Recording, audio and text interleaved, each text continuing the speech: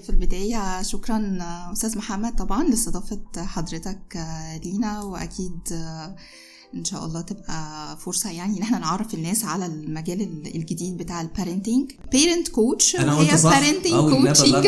الناس بصي، أصل في ناس عندنا في بيسمعوا البودكاست ناس كويسين طبعا وكل حاجة، بس يعني ايه بيحبوا النقد شوية. فانا لو انا قلت غلط انت غلط، سيبنا الموضوع كله وكلمنا عن الحتة دي. لا البارنتينج اللي هو المفهوم التربية ذات نفسها. المدرب تربية بيعمل ايه زي ما حضرتك قلت، يعني هو المفروض انه بياخد البيرنت في رحلة من الوعي الأول، ان هو يساعدهم انهم يتوصلوا للكونكشن الافضل او حالة من التواصل الافضل مع اولادهم وتحسين علاقتهم بنفسهم.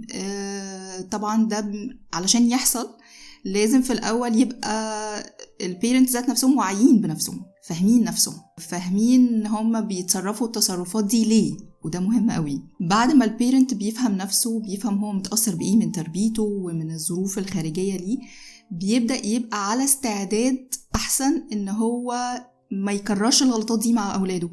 فبالتالي بيبقى عنده استعداد إن هو يحسن من نفسه، يطور من نفسه، يبدأ يسمع. وفي الآخر فعلا يعني بكل الناس اللي احنا تعاملنا معاهم واحنا شخصيا واحنا بندرس البارنتينج كوتشنج بتلاقي ليه تأثير فعلا.